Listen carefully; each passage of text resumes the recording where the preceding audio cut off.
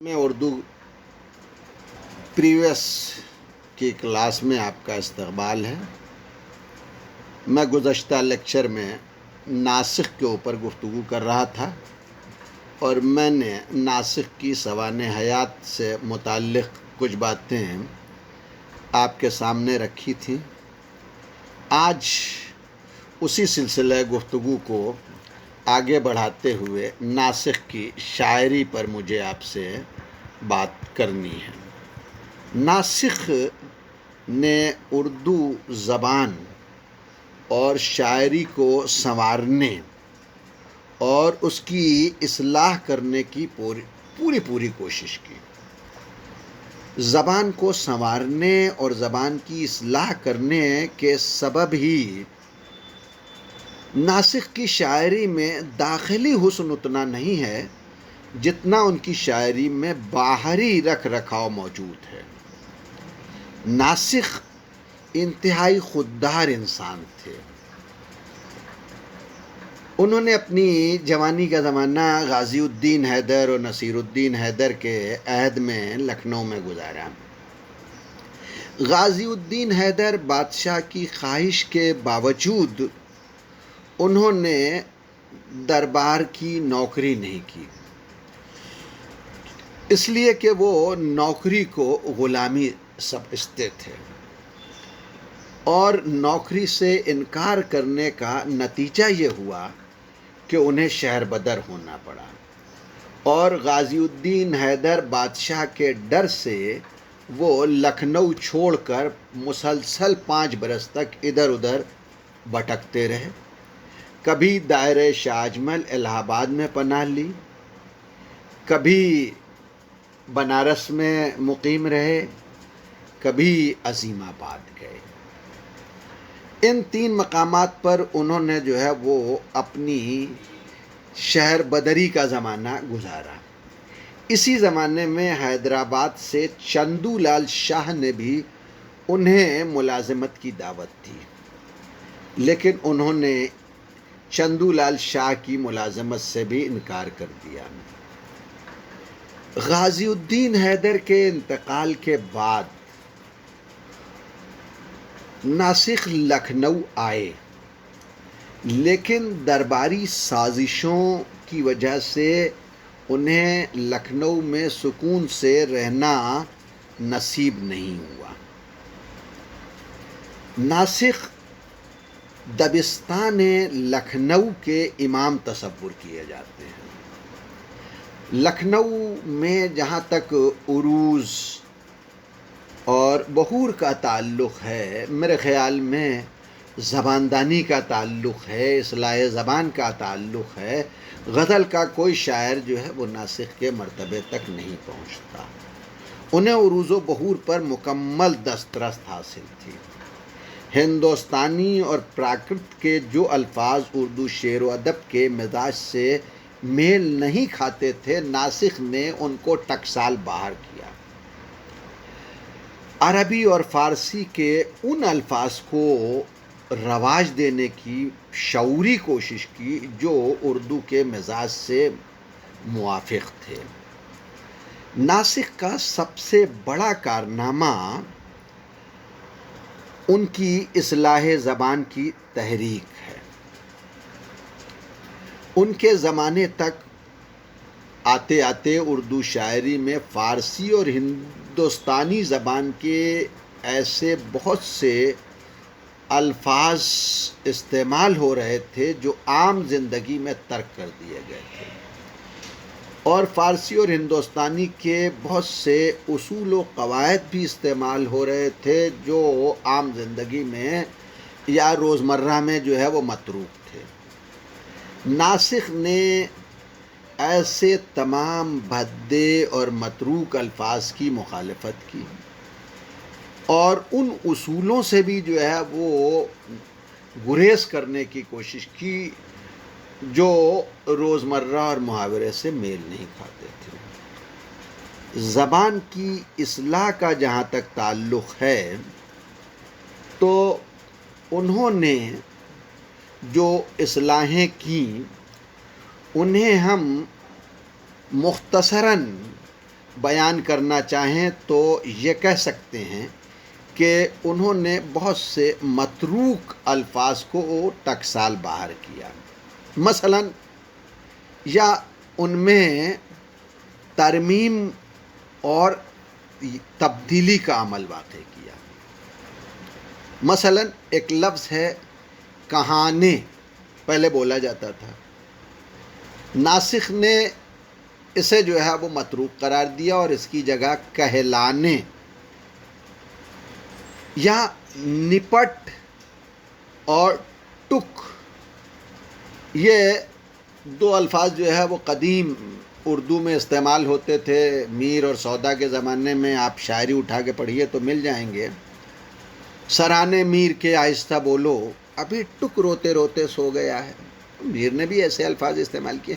ناسخ نے اس طرح کے الفاظ کو جو ہے وہ ٹکسال باہر کر دیا اور ان کی جگہ نپٹ کی جگہ بہت اور ٹک کی جگہ ذرا کا لفظ استعمال کیا۔ دوسرا اصلاح زبان کی تحریک سے متعلق جو ناسخ کا عمل ہے وہ یہ کہ انہوں نے عربی فارسی اسما کے مذکر اور مؤنث بنانے کے اصول جو ہے وہ متعین کیے۔ تیسرا بہت بڑا کارنامہ جو ناسخ نے انجام دیا وہ یہ کہ زبان کو سادہ اور سلیس بنانے کی کوشش کی۔ چوتھی بات جو ناسخ نے اصلاح زبان کے سلسلے میں انجام دی وہ یہ کہ انہوں نے فصاحت اور بلاغت پر خاص توجہ صرف کی۔ یہاں میں رک کے ایک بات اور عرض کروں کہ اصلاح زبان کا جہاں تک تعلق ہے تو ناسخ سے پہلے بھی اردو زبان میں اصلاح کی کوششیں ہوئیں، لیکن ان کوششوں میں اور ناسخ کی کوشش میں ذرا سا فرق ہے۔ ناسخ کا کارنامہ یہ ہے کہ انہوں نے اپنے بنائے ہوئے اصولوں پر نہ صرف یہ کہ خود سختی سے عمل کیا بلکہ اپنے شاگردوں سے بھی عمل کرایا۔ یہی وجہ ہے کہ جہاں ان کے بعد کے استاد شعراء جیسے غالب میر وغیرہ کے ہاں ٹک، نمت، کہانے اور نپٹ جیسے الفاظ مل جاتے ہیں، وہیں ناسخ اور شاگردان ناسخ کے ہاں یا ان کی شاعری میں ایسے الفاظ جو ہے وہ آپ کو دیکھنے کو نہیں ملیں گے۔ ناسخ اور ناسخ کے شاگردوں کی شاعری اس طرح کے متروکات سے بالکل پاک اور صاف دکھائی دیتی ہے۔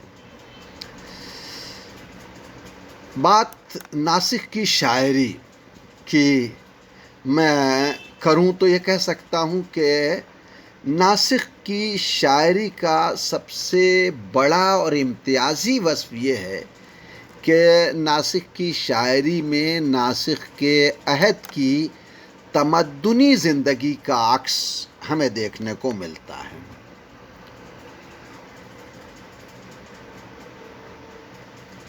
زیورات، سامان آرائش اور لباس وغیرہ کا تفصیلی بیان ان کے کلام میں موجود ہے۔ ناسخ کا شمار لکھنؤ کے استاد شعراء میں ہوتا تھا اور ان کی شاعری خاص طور پر غزل گوئی کو بہت اہمیت دی جاتی تھی، اور آج بھی بہرحال ناسخ کو اصلاح زبان کی بنا پر غزل کا ایک اہم شاعر سمجھا جاتا ہے اور انہیں اہمیت دی جاتی ہے، لیکن اصلاح زبان کی شعوری کوششوں کی وجہ سے وہ غزل کی داخلی خوبصورتی پر بہت زیادہ توجہ نہیں دے سکے۔ یہ بات میں نے پہلے بھی کہی تھی اور پھر میں اس بات کو دہرا رہا ہوں۔ پھر بھی انہوں نے ظاہری رکھ رکھاؤ پر بہت زور دیا ہے. میں نے ابتدائی میں یہ بات کہی تھی. داخلی خوبصورتی پر توجہ نہیں کی، ظاہری رکھ رکھاؤ پر توجہ دی. داخلیت نہیں ہے، خارجیت ہے. پھر بھی میں یہ عرض کروں کہ ان کا یہ رنگ ان کے عہد میں اس قدر مقبول ہوا تھا کہ بڑے بڑے شاعروں نے جو ان کے معاصر تھے یا ان کے بعد آئے، اسے للچائی ہوئی نظر سے دیکھا اور اسے اپنانے کی کوشش بھی کی. مگر ناسخ کے اس رنگ شاعری کو اختیار کرنا بہت آسان نہیں تھا. مومن اور غالب جیسے شاعروں نے ناسخ کے اس انداز کی پیروی کرنے کی کوشش کی، مگر وہ ناکام رہے. مومن سے زیادہ غالب جیسے شاعر پر ناسخ کا اثر دکھائی دیتا ہے،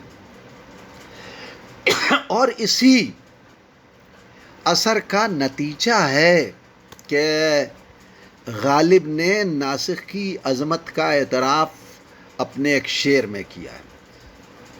وہ بڑے فخر سے جو ہے وہ ناسخ کی ہمنوائی کرتے ہوئے کہتے ہیں کہ غالب اپنا یہ عقیدہ ہے بقول ناسخ، آپ بے بہرہ ہے جو معتقد میر نہیں.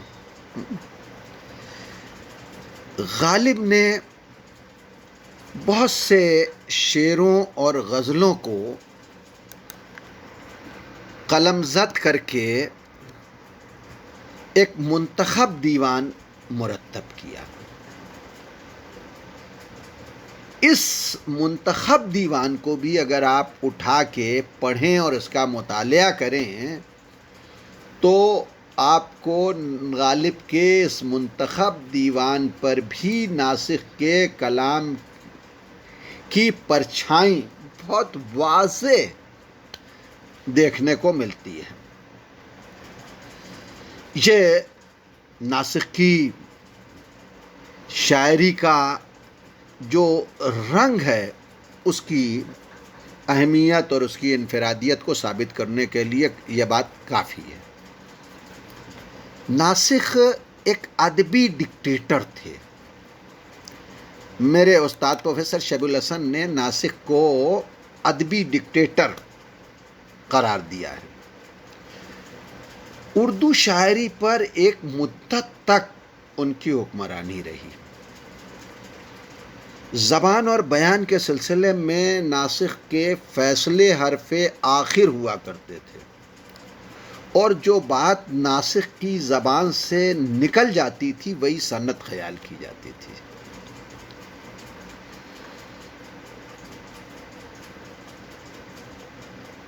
ناسخ میں نے عرض کیا کہ شاعر سے زیادہ مصلح زبان تھے، اور سلسلے میں ان کی کوششیں ناقابل فراموش ہیں. اس میں کوئی شک نہیں کہ ناسخ نے اصلاح زبان کی دھن میں بہت سے اچھے الفاظ کو بھی ٹکسال باہر کر دیا، جس سے زبان کا دائرہ تنگ ہوا اور ذخیرہ الفاظ محدود ہوئے. مگر ثقیل الفاظ کے اخراج کے نتیجے میں زبان کا بوجھل پن کم ہو گیا، اور آتش کی شاعری جس کے سب دیوانے ہیں وہ شاید ناسخ کی اسی اصلاح زبان کی تحریک کے زیر اثر وجود میں آئی. اگر شاید ناسخ کی اصلاح زبان کی تحریک وجود میں نہ آئی ہوتی تو آتش کی شاعری کا وہ رنگ نہیں ہوتا جو ہے. کیوں؟ اس لیے کہ دونوں معاصر تھے، اور ایک دوسرے سے متاثر ہونا اور اثر قبول کرنا اور استفادہ کرنا یہ ایک غیر شعوری عمل ہوتا ہے. انکار زبان سے بھلے انسان کرتا رہے، لیکن غیر شعوری طور پر اپنے معاصرین کا کبھی نہ کبھی تھوڑا بہت وہ اثر قبول کرتا ہے۔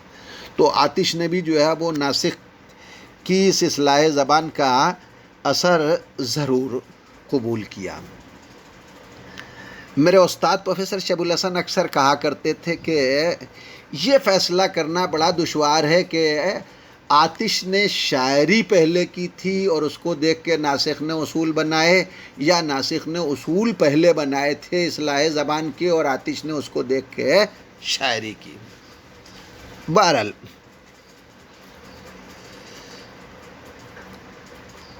ناسخ کی اس تحریک نے اردو زبان پر ایک گہرا نقش چھوڑا۔ ناسخ نے اصلاح زبان کے جو اصول بنائے ان پر بڑی حد تک خود بھی عمل کیا اور اپنے شاگردوں سے بھی عمل کرایا۔ ان کے شاگردوں کی ایک طویل فہرست ہے۔ زبان کے معاملے میں ناسخ نے جو رہبری کی خدمت انجام دی ہے، اسی رہبری کی بنا پر وہ استاذ الاساتذہ کہلائے۔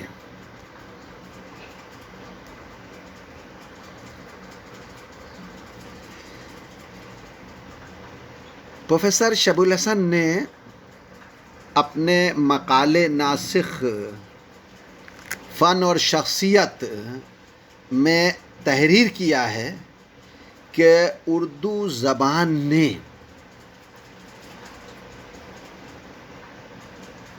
ان سے بڑے غزل گو پیدا کیے، مگر ان سے بڑا استاد اب تک نہیں پیدا کیا۔ اور شاید یہی وجہ ہے کہ میر غالب اور اقبال، جو سب جن کا شمار اردو کے عظیم شعراء میں ہوتا ہے، ان کے نام سے کوئی اسکول نہیں ہے، جبکہ ناسخ کے نام سے ایک اسکول موجود ہے، ناسخ اسکول کہلاتا ہے، اور ناسخ اسکول سے اردو ادب کا کون سا طالب علم ہے جو ناواقف ہوگا؟ ناسخ اسکول سے کیا مراد ہے اور ناسخ کی غزل گوئی کے بنیادی محاسن کیا ہیں، ان کا جائزہ آپ کے سامنے میں رکھتا ہوں۔ سب سے پہلی بات جو ناسخ اسکول کی بنیادی صفت ہے ناسخ اسکول کی، وہ تخیل کی بلندی ہے۔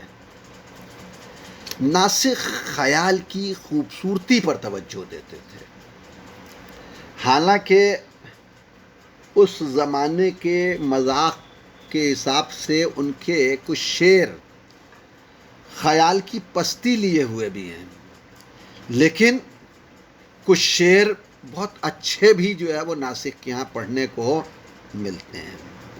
مثلاً آپ ان کا یہ شعر دیکھیں: سیاہ خانہ میرا روشن ہوا ویران ہونے سے، کیا دیوار کے رخنوں نے یہاں عالم چراغاں کا۔ ناسخ اسکول کی دوسری خوبی رعایت لفظی ہے۔ رعایت لفظی دکن سے لے کے دلی اور دلی سے لے کر لکھنؤ تک ہر شاعر کے کلام میں ملے گی، لیکن لکھنؤ میں، اور لکھنؤ میں بھی اس عہد میں جو ناسخ کا عہد کہلاتا ہے، شاعری میں عام رجحان الفاظ کی رعایت کی طرف تھا۔ رعایت لفظی کا مطلب یہ ہے کہ شعر میں جو الفاظ استعمال کیے جائیں ان میں معنی کے بنیادی رشتے کے ساتھ ساتھ کوئی اضافی خوبصورتی کا رشتہ بھی ہو۔ بطور مثال ناسخ کا ہی میں ایک شعر پڑھتا ہوں: محشر میں ہم کو نامۂ اعمال دیکھ کر قاصد خیال آئے گا خط کے جواب کا۔ اس شعر میں ناسخ نے نامہ اعمال کی رعایت سے دوسرے مصرعے میں خط کا لفظ استعمال کیا ہے۔ ناسخ کی اور ناسخ اسکول کی تیسری خوبی جو آپ کو دیکھنے کو ملے گی وہ ثنائے اور بدائے ہیں۔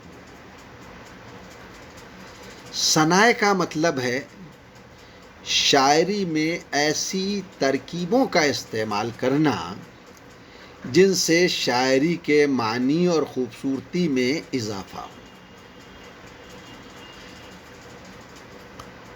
پوری اردو شاعری اور اردو شاعری کیا، میرے خیال میں عالمی شاعری کو اٹھا کے دیکھ لیں تو کوئی بھی شاعر ایسا نہیں ہوگا جس نے ریٹیرکس پر یا محاسن شاعری پر یا ثنائے اور بدائے پر توجہ نہ کی ہو۔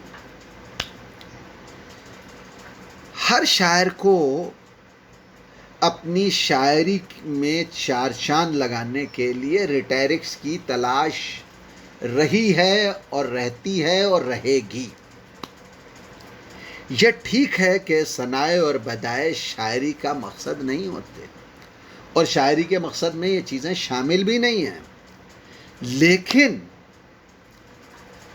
ان کے استعمال سے شعر کی تاثیر میں اور شعر کی افادیت کو بڑھانے میں مدد ملتی ہے، اور آپ یہ کہہ سکتے ہیں کہ شعر کے حسن میں چار چاند لگ جاتے ہیں۔ ویسے ہی چار چاند لگ جاتے ہیں جیسے ایک عروس تو ہے نکاح کے وقت، لیکن اگر وہ جو ہے وہ زیورات سے لدی پھندی ہے تو اس کے حسن میں اور بھی چار چاند لگ جاتے ہیں۔ ویسے ہی شاعری روپی دلہن کا اپنا ایک اثر تو ہے، حسن تو ہے، لیکن جب جو ہے وہ یہ شاعری ریٹیرکس سے جو ہے وہ آراستہ اور پیراستہ ہو جاتی ہے تو اس میں اور چار چاند لگ جاتے ہیں۔ مثال کے لیے جو ہے وہ میں آپ کو ایک شعر ناسخ کا سناتا ہوں۔ کہتے ہیں تیرے عارض و قامت کو دیکھ کر بالائے سرف پھول کھلا ہے گلاب کا۔ یہ شعر تشبیہ کا ہے، ناسخ نے اس میں جو ہے وہ تشبیہ کی صنعت استعمال کی ہے۔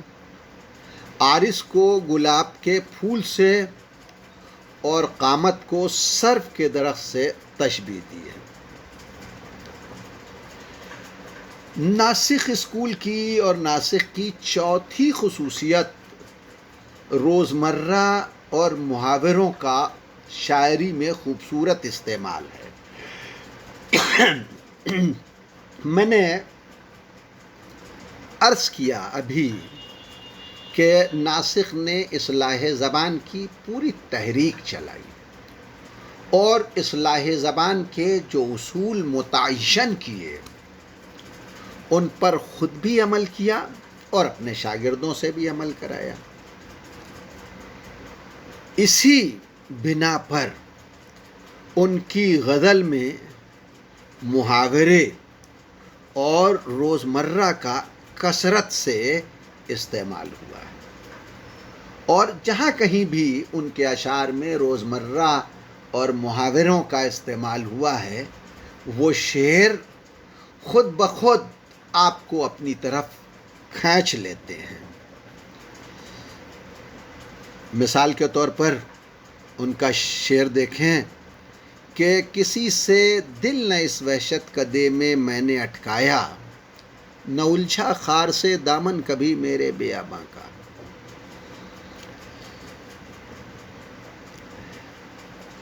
ناسخ اس میں کوئی شک نہیں کہ دبستان لکھنؤ کے امام ہیں، انہیں عروض و بحور پر مکمل دسترست حاصل ہے۔ انہوں نے اپنی شاعری کے ذریعے اپنے عہد کی سماجی اور معاشرتی زندگی کا عکس پیش کیا ہے۔ انہوں نے اپنے عہد کی عکاسی اور ترجمانی کرنے میں تفصیلات کو نظر انداز نہیں کیا ہے۔ غزلوں میں شوکت الفاظ کا خیال رکھا ہے، بلند پروازی اور نازک خیالی کے سبب ان کی شاعری میں اثر کی کیفیت کم ہے، جذبے کی شدت میں بھی کمی ہے، مگر اثر اور جذبے کی شدت کی جو کمی ہے، اثر کی جو کمی ہے، اس کو ناسخ نے اپنی فکر کی پرواز سے دور کرنے کی کوشش کی ہے۔ اور اگر میں یہ کہوں کہ آپ ناسخ کو صرف فکری آئینے میں جو ہے وہ پڑھنے کی کوشش کریں تو شاید ناسخ کی شاعری میں جذبے کی شدت اور جو ہے وہ بلند پروازی اور نازک خیالی کے سبب اثر کی جو کیفیت کم ہوئی ہے اس کی طرف آپ کا ذہن نہ جائے۔ اس تجزیے کی روشنی میں جو میں نے آپ کے سامنے پیش کیا، میں یہ کہہ سکتا ہوں کہ ناسخ نے خود اپنی غزل کے ذریعے کوئی بہت عظیم کارنامہ انجام نہیں دیا، لیکن ان کی شاعری اور ان کی اصلاح زبان کی تحریک کے نتیجے میں جو ان کے عہد کے معاصر شعراء اور بعد کے شعراء نے شاعری کی، اس سے ان کی تحریک کی کامیابی کا اندازہ ضرور ہوتا ہے اور وہ ایک کامیاب مصلح زبان قرار پاتے ہیں۔ آپ نے میری گفتگو سنی، اس کے لیے آپ کا شکریہ۔